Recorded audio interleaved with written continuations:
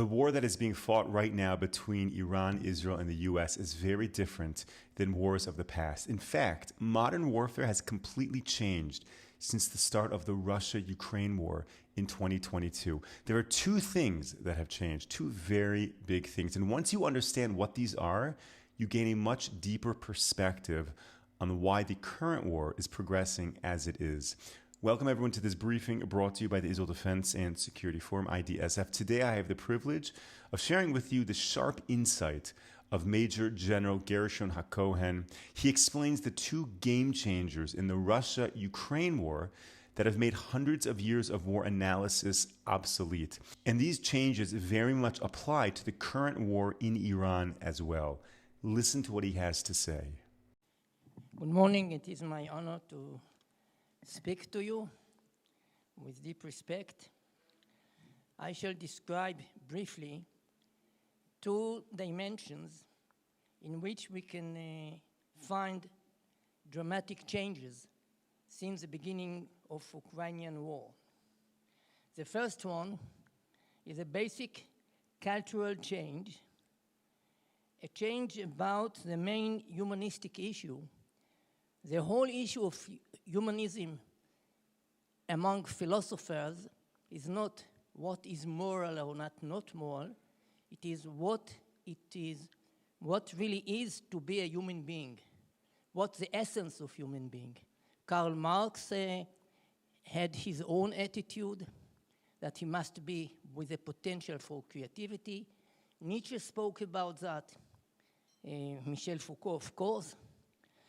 And the war really opened a very decisive questions regarding the basic question, what is really to be a human being, and the war opening that question. And the main dispute is between the liberal orientation, telling us something about what really human being must be, and the other orientation, we can call that with a lot of titles, I'll just call that non-liberal attitude. The other is dramatic change in warfare. Actually, that war exemplifying a severe change in warfare that making all experts of the last century just obsolete. And all that questions why the Red Army not succeeding to destroy the Ukrainian army, all that questions are coming from irrelevancy regarding the new warfare. What really created the dramatic earthquake in the issue of what it is to be a human being, what is the ideal society? Of course, since the collapse of USSR, the Western societies celebrated a kind of victory that given a proof that they are representing the best form of life, with liberal attitude, with prosperity, etc. According to my understanding, and I said that at the beginning of the war, the purpose of Putin's warfare was not only the territorial demands for Donbass or regime change in Kiev. Of course, he thought about that, but maybe not explicitly. He had in mind the purpose to defend the Russian form of life, the Russian culture, against the globalized liberal trends. The purpose was to express that there is more than just one way to be happy as a human being. There are other ways, I can call that Asiatic ways, to live, to organize societies, to organize states, and in my judgment, all of these forms are true when they are successful. I'm not coming with a basic prejudice about what is the only one just form of life. And that war really not opened that issue, but succeeded to open questions that challenging very severely the Western societies.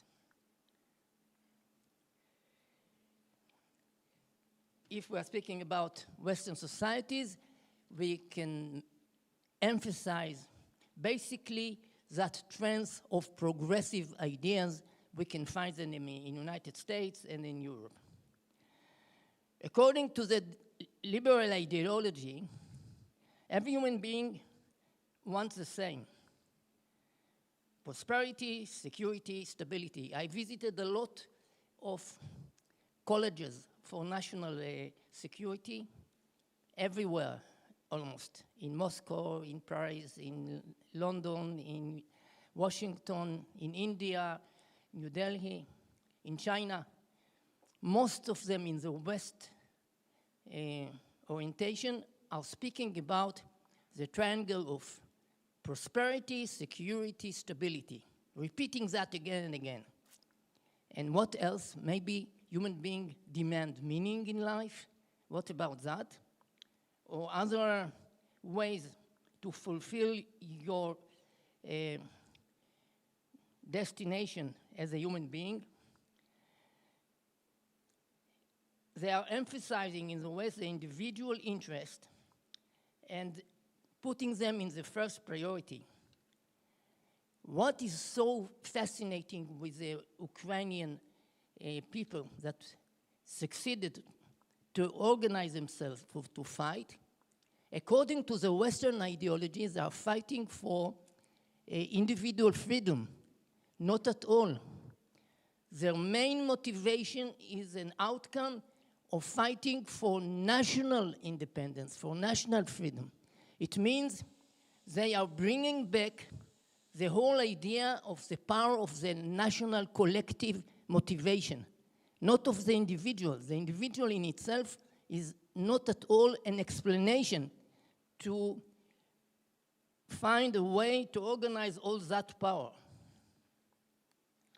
And people in the Western states of Europe must think about that, and they are really in anxiety by facing this phenomena. The national perspective, just to sum up, is what really constituting the motivation of fighting. Mainly in Ukraine. In Russia it is something else, maybe the same, but not the same. Just an anecdote from one day before the opening of the war, 23 of February 2022, I gave a lecture in a seminar of officers going to get command upon divisions. And I gave them a presentation about the following wars that are going to rise in Ukraine, and I explained how the Red Army is going to get a very fast victory, according to all what I studied from new ideas in the Red Army. At that event, someone that sitting there, he is responsible in Israel to seminars, a year seminar for teenagers before joining the service, just to teach them about leadership, about responsibility, values, etc. And he told me, you are wrong. You are not at all aware about new trends in the Ukrainian people. The Russians are not going to get a fast victory, not at all. And how he supported his evaluation? By telling me that according to his experience with these institutions for teenager seminars, they import that idea to Ukraine. They founded there in Ukraine seminars for leadership for young people. And he told me, you are not aware about the new spirit of the Ukrainian. maybe I can ask, maybe Putin himself was not aware like me. But what happened from the beginning of the war in Kiev and in the airfield near Kiev really presented a very high spirit to defend themselves. From where it's coming? It is a very, very good question.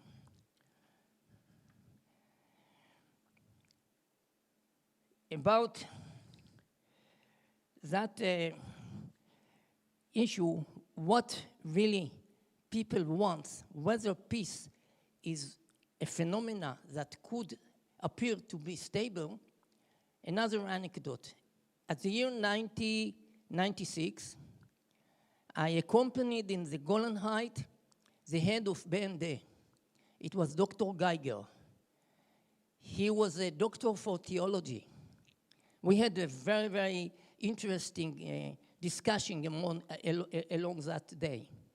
At the end of the day, after cocktail in the German ambassador house, he took me aside and told me in German English, I must warn you, you are thinking that you are going to create a new Middle East, to create Schengen Accord in Middle East, like in Europe, a kind of stability peace. Forget about that. You are looking upon Europe and you are impressed by the peace in Europe. Don't forget, in Europe, you have been killed so many along all the last centuries. Now the Europeans are taking a rest. They don't have a conflict about very, very important affairs. Therefore, they are still keeping the situation of taking a rest.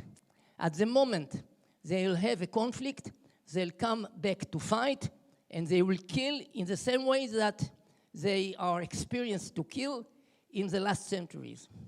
So you want here in the Middle East to just create a kind of European peace at the fact that even in Europe it is not at all stable. And here you have conflicts about everything, about resources like water, territory, the demographic growth in the Middle East, etc. Forget about that. Of course, all the religious conflicts. To my opinion, he was very realistic. The war in Ukraine succeeded to brought that idea to be realized very deeply in the head of the European leaders, not yet in the people. Therefore, they have a lot of gap between what are now knowing and realizing the leaders in Germany and France and what is the awareness of the ordinary people that trying to live in paradise. But it is a very deep illusion. No paradise for human being in that earth. Regarding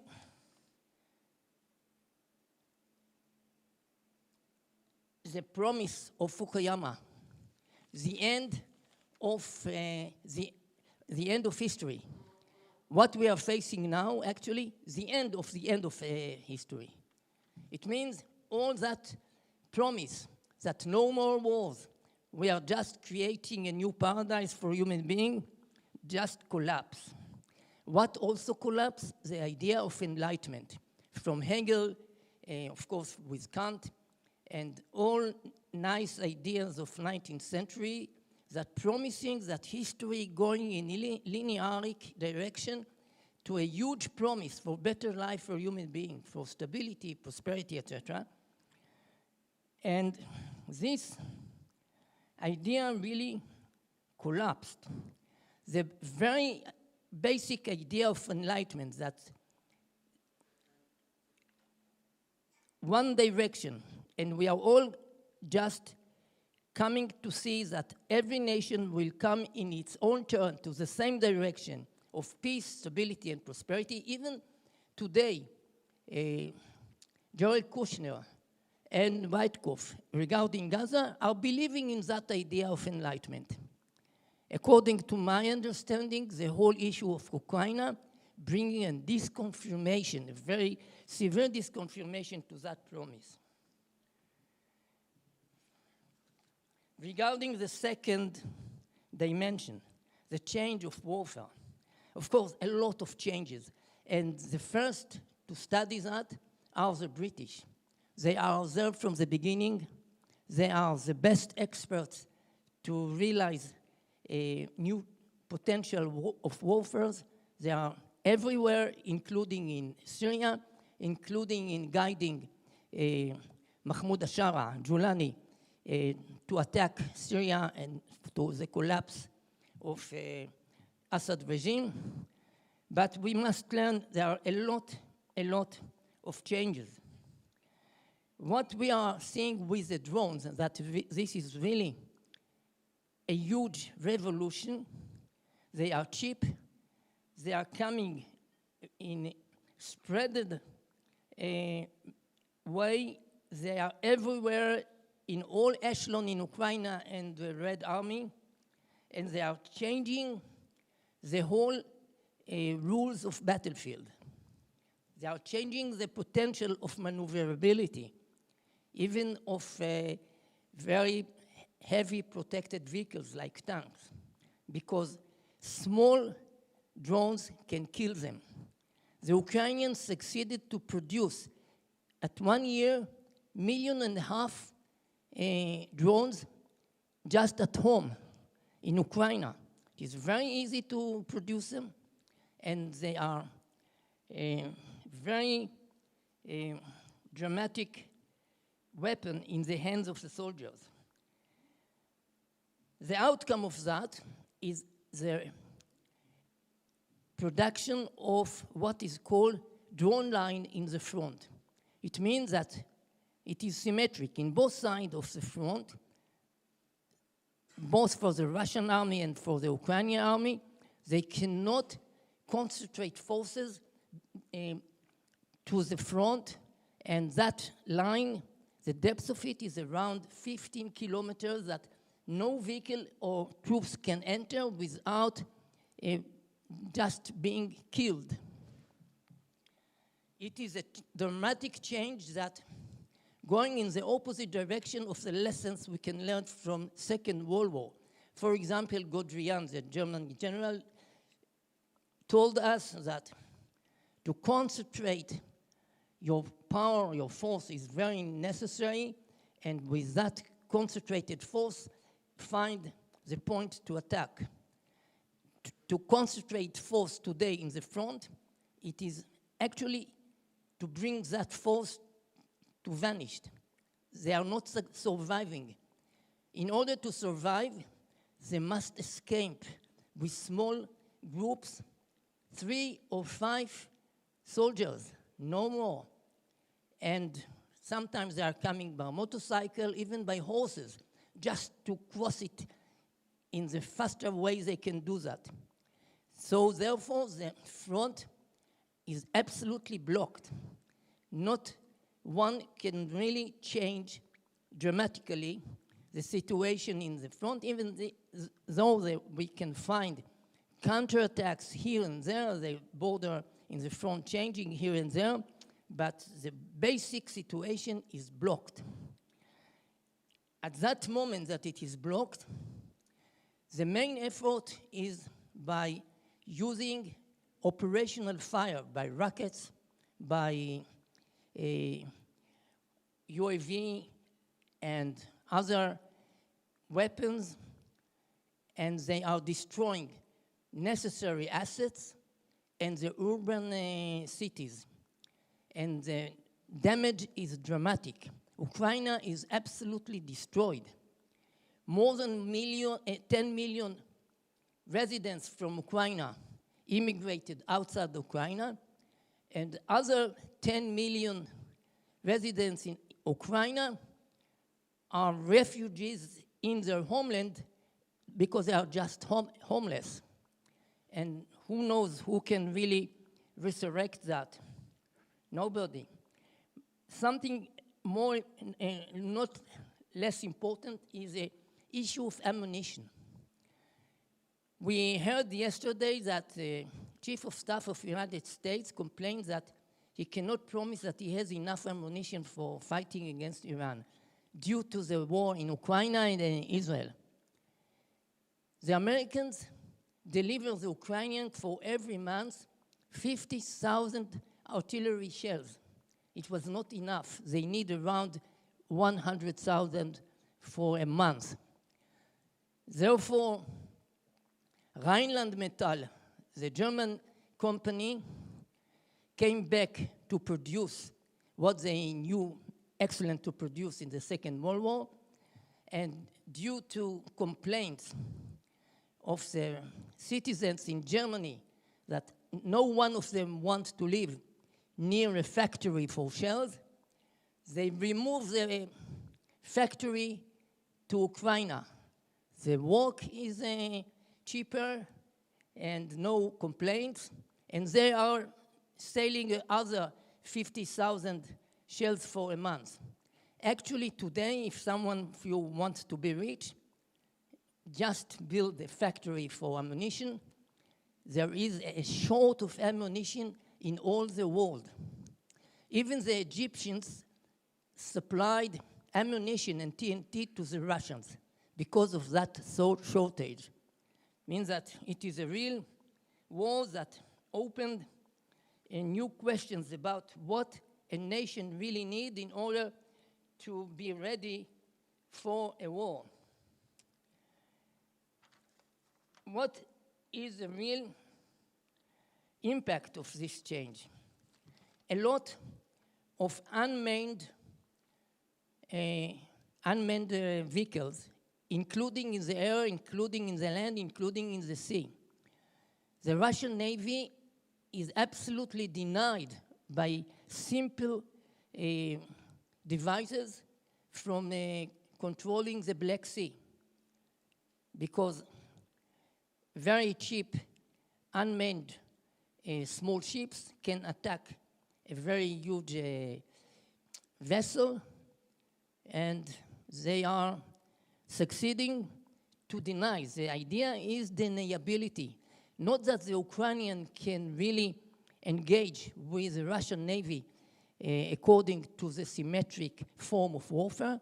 They are just succeeding in denying their superiority in the Black Sea. The same is true about the potential of the Iranian against the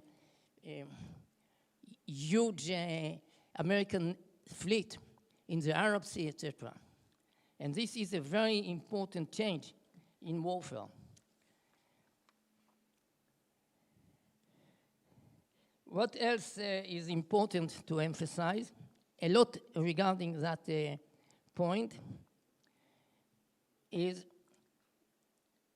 that each state entering to a war demand alliances with other states.